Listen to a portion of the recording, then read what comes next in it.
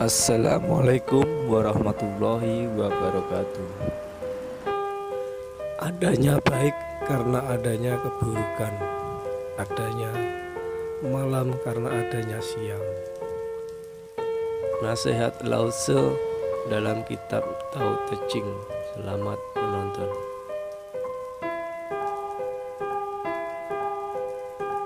Penjelasan yang mudah tentang yin yang dari Tao Te Ching, meskipun nanti banyak bagian-bagian yang perlu direnungi lebih dalam.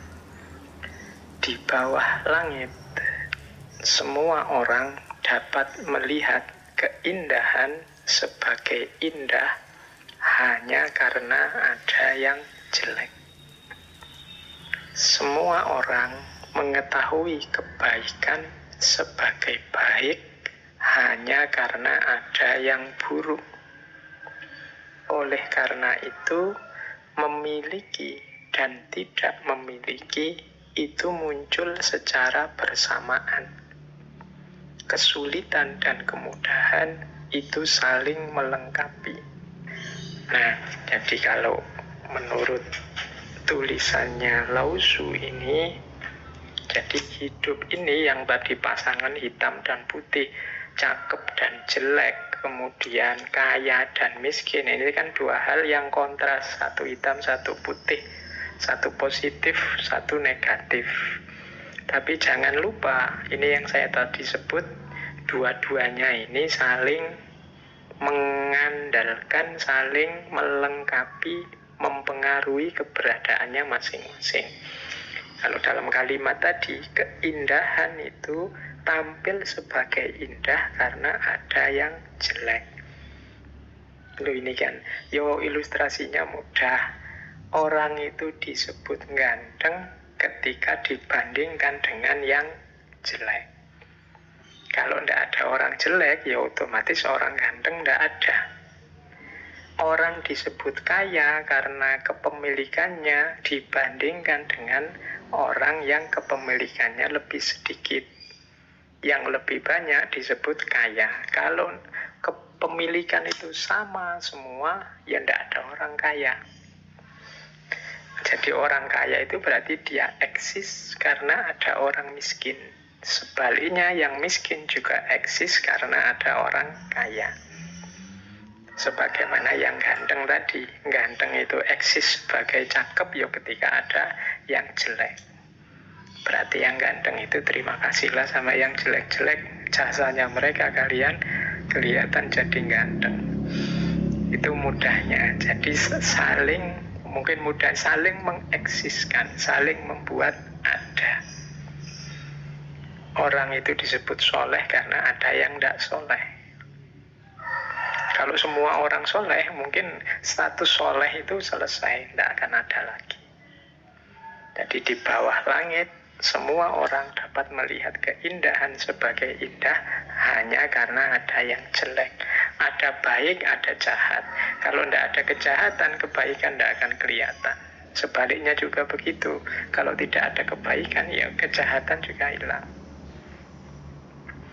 Masing-masing saling mengadakan kutub yang sebelahnya.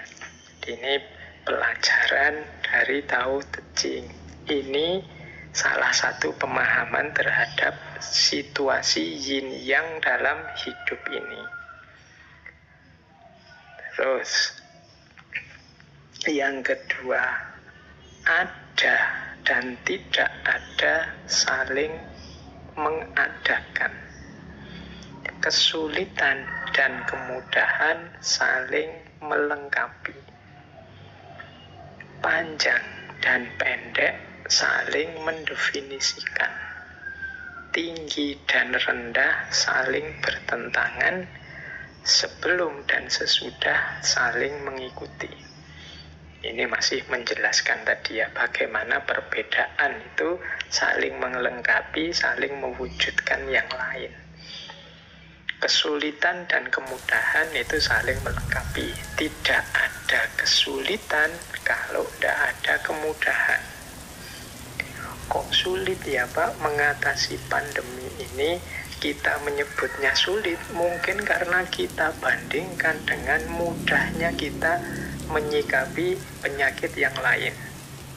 Dulu juga ada wabah, tapi tidak seperti pandemi saat ini. Maka pandemi ini kita sebut sulit. Kenapa kita sebut sulit? Karena kita bandingkan dengan yang lebih mudah. Jadi kita sering gelisah karena logika perbandingan ini, ya. Karena kita lihat yang lebih gampang, lebih mudah, maka yang hari ini kita sebut lebih sulit. Kita mungkin dirundung galau oleh bencana demi bencana, karena mungkin sepanjang hidup kita belum pernah mengalami bencana sedahsyat yang kita alami hari ini. Tapi kalau kita bandingkan seandainya dengan nenek moyang kita dulu, simbah-simbah kita dulu, mungkin yang mengalami tsunami, yang mengalami gunung meletus yang luar biasa, yang mengalami gempa bumi yang sangat dahsyat, yang kita alami hari ini mungkin tidak lagi berat, tidak lagi sulit, tidak lagi luar biasa. Wah, simbah-simbah kita dulu gunung meletus bisa dirasakan sedunia efeknya. Banjir, mungkin tanah longsor, mungkin mengalami yang jauh lebih dahsyat dari itu. Nah, kalau kita melihat yang ini, maka situasi hari ini tidak kita sebut sulit. Tapi karena kita membandingkan dengan hidup kita sebelumnya yang jauh lebih mudah, atau orang lain yang tidak mengalami bencana seperti kita, maka rasanya yang kita alami ini berat. Pinter dan tidak pinter juga begitu. Kalian kelihatan pinter sekali ketika kalian mungkin teman-temanmu wawasannya jauh di bawahmu. Tapi begitu ganti teman yang wawasannya lebih banyak, lebih canggih, ya kalian kelihatan biasa-biasa saja. Nah, inilah diantara maknanya yin yang. Maka bisa kita tarik pemahaman, ya meskipun hari ini banyak sekali kesulitan-kesulitan, banyak sekali kerumitan hidup, ngomongnya belepotan. Tidak seharusnya kita jadi alasan untuk hidup tidak bersyukur, mengeluh saja. Tinggal kita ubah sedikit perspektifnya. Oh iya, yang saya rasakan sulit ini karena saya membandingkannya dengan kemudahan-kemudahan yang selama ini saya alami. Tapi coba saya bandingkan dengan kehidupan simbah-simbah saya dulu waktu dijajah Belanda, dijajah Jepang, waktu mengalami bencana yang jauh lebih dahsyat. Maka saya hidup seperti ini sebenarnya jauh lebih harus disyukuri. Nah, ini diantara cara memahami alam. Karena ada dan tidak ada, saling mengadakan, kesulitan dan kemudahan saling melengkapi, panjang dan pendek saling mendefinisikan, tinggi dan rendah saling bertentangan, sebelum dan sesudah itu saling mengikuti.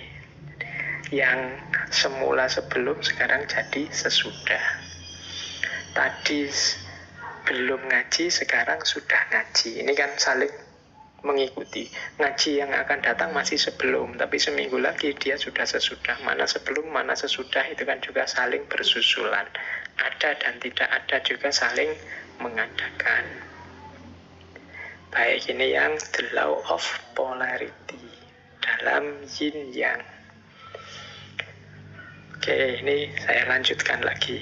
Kalau ini mungkin berpikirnya agak dalam sedikit.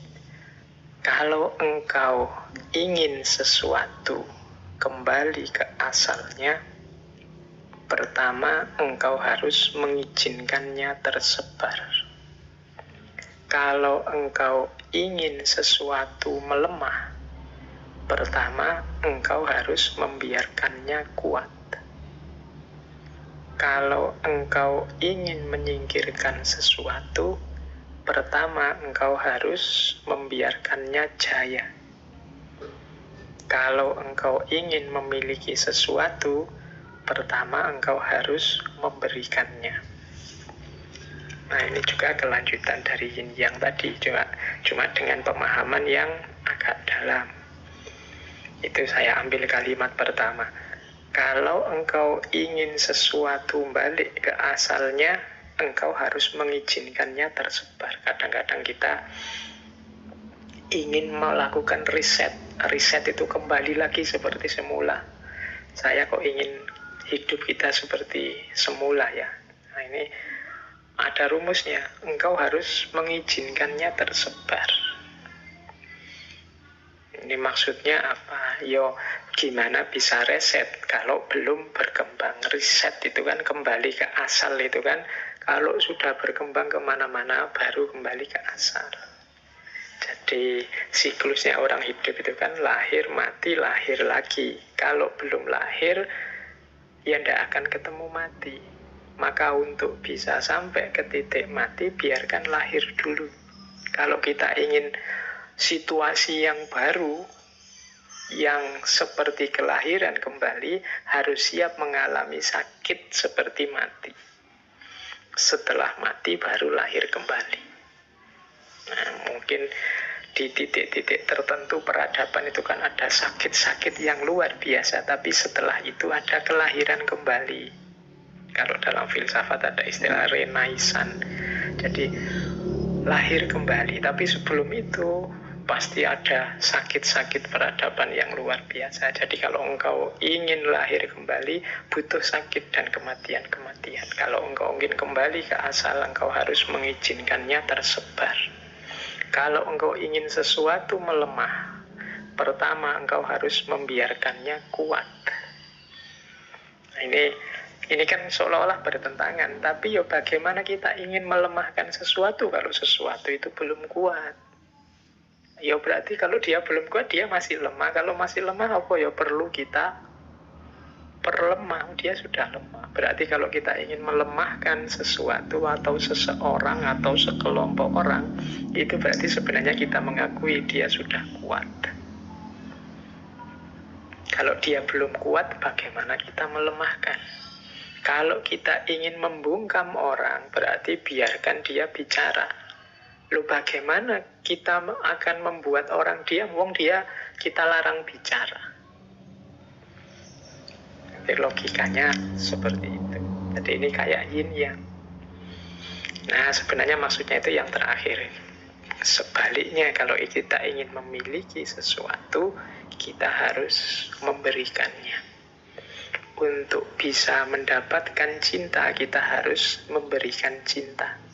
Untuk bisa mendapatkan kehormatan, kita harus mau menghormati orang lain. Jadi kalau engkau ingin memiliki sesuatu, pertama-tama engkau harus memberikannya.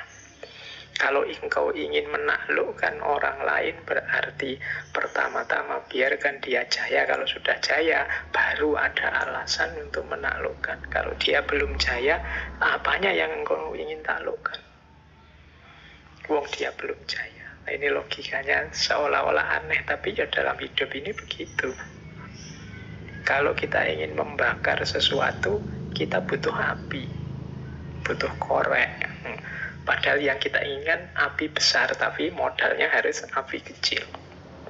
Ini hukum yin yang. Jadi kalau ingin sesuatu ke asalnya, pertama engkau harus mengizinkannya tersebar. Baik, ini kalau diuraikan dengan contoh-contoh ya sangat banyak. Tapi intinya berarti hidup ini ada mekanisme dialektika antara hitam dan putih, antara lahir dan mati, antara panas dan dingin. Yang ini harus kita ikuti ritmenya. Tidak mungkin putih semua. Dan tidak mungkin hitam semua. Ya seperti logika lahir dan mati tadi. Terima kasih sudah menonton. Semoga bermanfaat. Terima kasih atas dukungan Anda semua.